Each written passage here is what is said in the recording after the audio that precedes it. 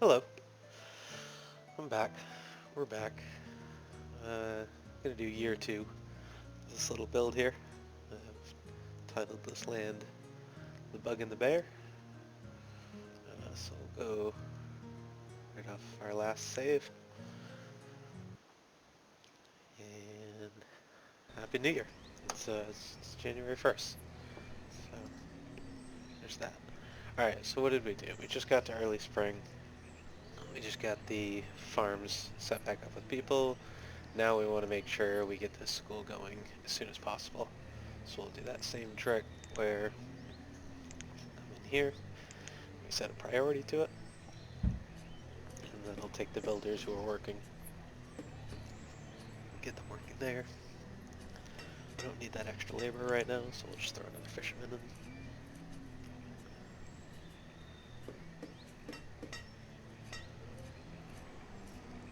See if we can't get through this year a little faster. Year one, prep year, always takes a little while. After that, things kind of become repetition. Really only mainly doing your pauses between early spring and then whenever the crops finish getting harvested. I wanted to put this one over here as well.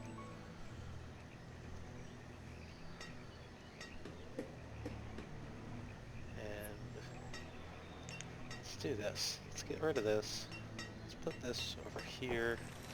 Move this over. Let's stick this up here. Put that there. I told you these always end up getting put in different spots. I don't know why. I just haven't found something that I really like yet, but this isn't too bad. I feel like I'm always trying to go up to the top left corner to move people around and whatnot, and it was really strange having it in the bottom left that first video. But I think this looks nice. Let's see how we're going on that school. Still don't really have anybody working on it. More than enough material. Plenty of builders, so don't really know what the holdup on this is. Not at max capacity.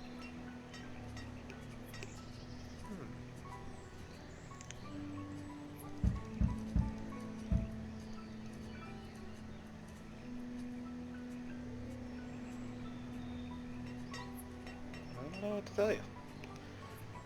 I usually jump right on that shit when I set a priority to it, especially with there being 4 available builders and only needing 2 to build it. I don't know why they're not. Anyway. Laborers and unassigned builders who aren't actually working on a building, do basically the same thing. They just kind of gather resources as need be. But I believe builder carries more than the laborer, so it's always good to have a bunch in there. I'll actually set you as a fisherman as well. And typically I won't keep any additional laborers until I at least get the school going, the school as well as the hospital. The issue there is that if somebody in a profession dies, whether it be of old age or accident or whatever, whoever is in the laborer slot will just immediately take their place and everything just keeps running smoothly. If there's nobody in the laborer spot, then nobody takes their position right away. And with like the school teacher, if I am so confused as to why they're not building the school. This is really strange. We want to get that going sooner rather than later, so.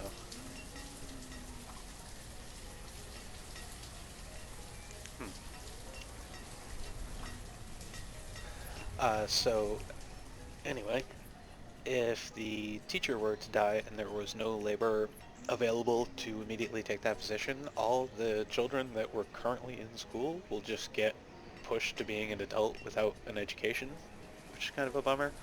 And then the hospital, you just really always want somebody in there for if, you know, the colony catches a disease or whatnot.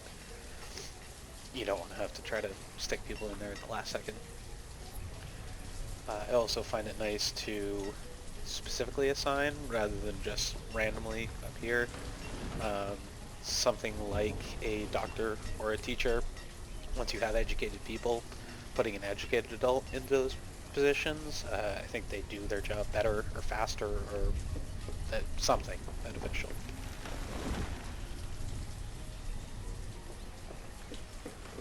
Alright, so we finally taken down one tree. That only took the entire season of spring. But it looks like they're finally turning now. Getting that going. That's going to be really nice. Wow, the laborers are just kind of flooding in. So definitely what we want to do with that then is get a couple more houses going. We don't want, a standstill with people not producing more people.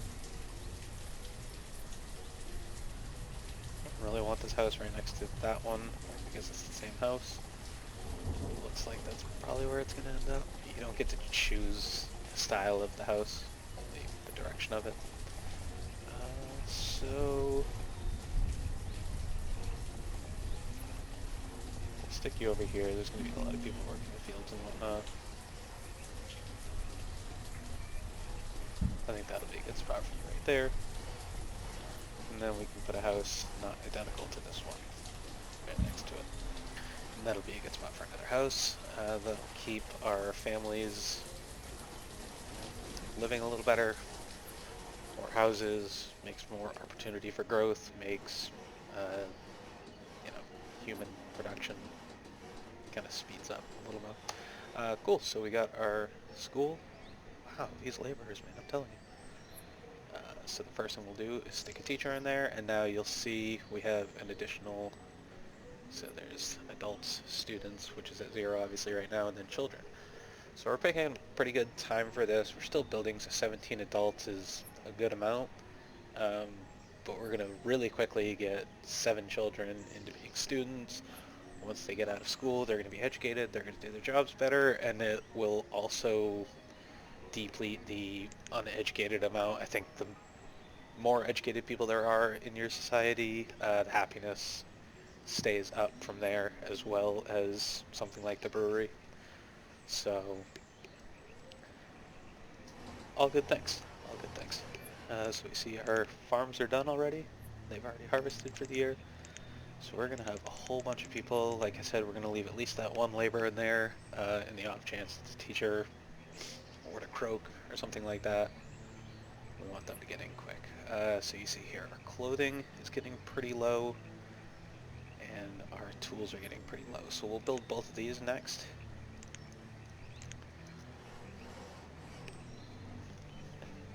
And then after that, I think we're going to want to get this stuff going down here. Forester will give us our trees, obviously. Herbalist will give us our medicine. Gather, that was the other one that I usually put down here that I didn't. So we have the hunting for deer, the forester for the trees, the herbalist for the medicine. We got the one wooden house for some people. Probably end up putting another wooden house next to that. Let's just do that now. That looks lovely. Pause that. And gather is the other building that we want out here. So what we'll do here, we have this building, this building. Man, I did not line these up very well, did I? Let's pause for a second, because I think what we might do is a complete rehaul of these buildings, because the other thing we wanted to do was make sure that I could pull a road all the way out here and have it be right in line with these buildings, which I don't think is the case right now. So let's just do this. How do we... down here. So removal and destruction, so we can take out whole houses. So that's gone, that's gone, that's gone, that's gone. And we'll keep it relatively looking the same. But we'll just pull this road all the way out so we kind of have a starting point of knowing what we're building off of, where we're building off of. I think right there will probably end up being good. Alright, so the first thing we'll do is the hunting cabin. Takes up a good chunk of space. Actually, we'll start with the forester, and that way we can have a good idea of his radius. So there's our road right there. Looks like there's the end of our road. So we'll bring him right out. And that takes up a really good portion. You see that stockpile up there around 1 o'clock is just out of reach, which is kind of nice. Still have to travel to it, not as far though. Yeah, so we'll stick him there. Then we'll go back to the hunting cabin. We'll put him across the road. So let's see, there's the road, there's the other house, there's the end of the house. So if we bring this down, set it right here, that gives us the opening right at the end. Let's do pause there and the pause there, just to get an idea of where those are. We'll actually do the gathering hut right next to hunting cabin, kind of have all our food sources all on the same side. And then the herbalist can go next to the hunting, or next to the forester. And that kind of gives us space for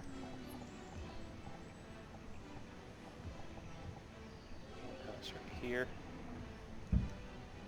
Close to civilization, but also the jobs that it needs to perform. So we'll pause you, pause you, pause you. And I think that's going to work out fairly well. Actually, let's switch you up. We're going to put the gatherer's hut. I think this will look really nice. We'll move the gatherer's hut from there to the end of the road here. So you can see this is where the road ends. So we'll go back to food, the gatherer's hut. We'll turn you and we'll basically set you right at the end of the road, right centered on the road. There. I think that'll look really nice when it's done. I feel like Bob Ross every time I say that.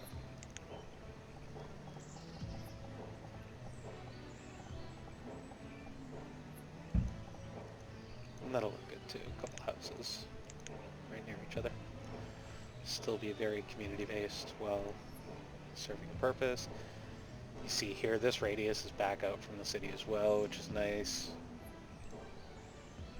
Still have a little bit of area we can build in there. The hunting cabin, we're not too worried about them getting in here as much as stuff like the forester. We want him to have as much land as he can get without having obstructions.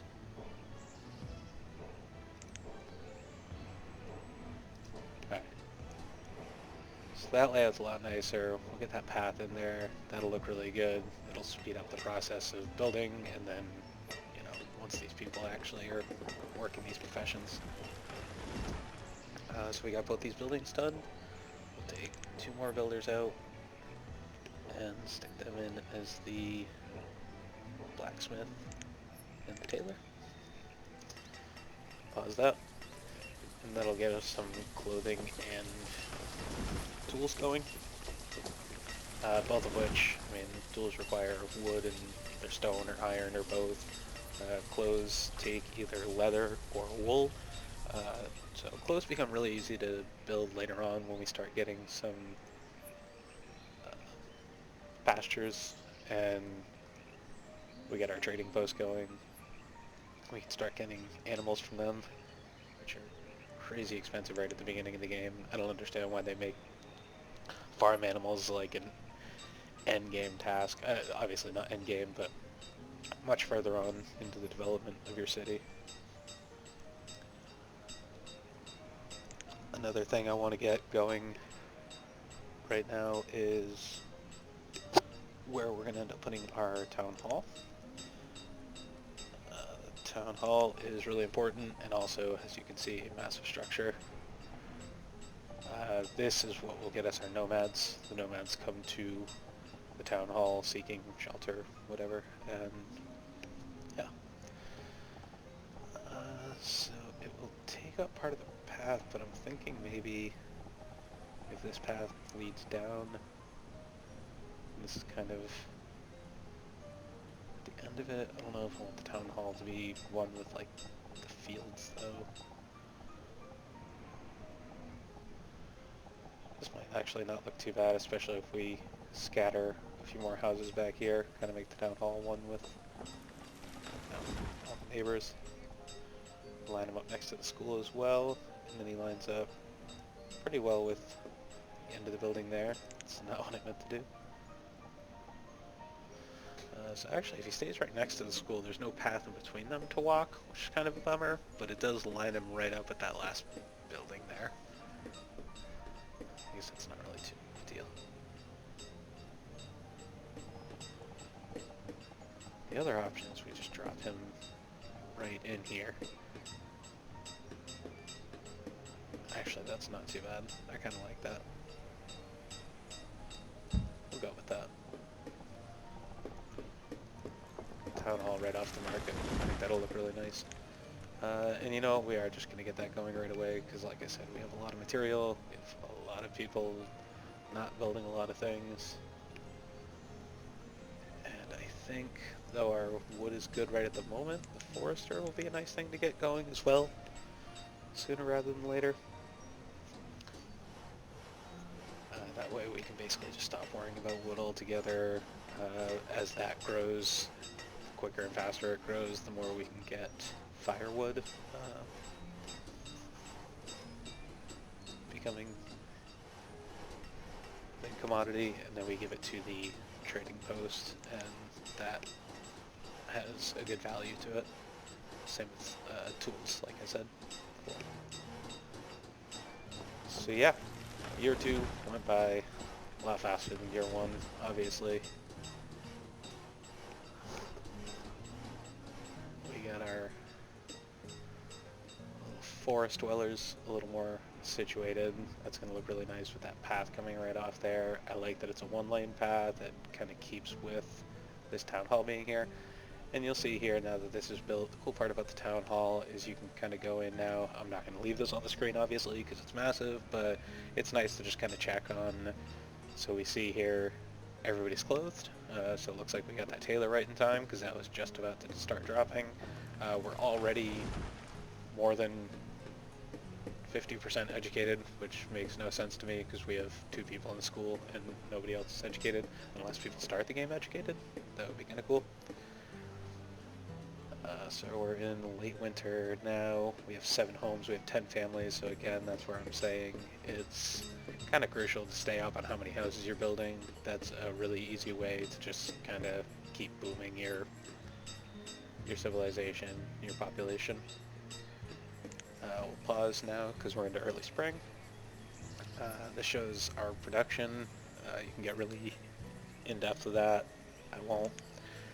Our inventory right now, everything that we have on us, not too bad of a start for the first couple of years. You can see these graphs here of just our overall population with how many are each class. So here is you'll get notifications in your event log every once in a while. Nomads will just show up in your land. I think it's between every like 6 or 8 years or something. And they start off small, you know, the first one, maybe 4 of them will show up or something like that. You'll get to the point later in the game where you have this big city and you have 30 nomads showing up at a time, which is great. You know, it helps you to stay ever expanding, but then it becomes a whole new game of kind of finding a place for all of these new citizens that just arrived. So here you can see our seeds and livestock. So all we have right now are the beans and the corn, which we've seen because we've started. The orchard we haven't started yet, but it looks like we have pears. So yeah, the town hall is just great for kind of holding in all that information that you can just kind of micromanage and check as you play, which I don't do too much anymore. I think I kind of got the hang on how the game flows, but so we'll go back out to our crop fields. We'll get those working again. Pull a bunch of people out of building because they're not building anything right now anyway. looks like this hunting cabin, I'm sorry, forester, is already going. So we'll pull a couple more builders out, put them as foresters, and then we'll start on one of these houses here, and that'll take care of the two people that are working as foresters and get them working a little closer to home, which would be nice. So a lot faster, obviously, but we're on the right track. We kind of know what we're doing. I have some plans for the next couple of years here. We'll just kind of slowly progress. I find it's a lot easier than just trying to build everything all at once. You start getting kind of stuck in the mud. But yeah, that's it for year two. Thanks everybody. Later.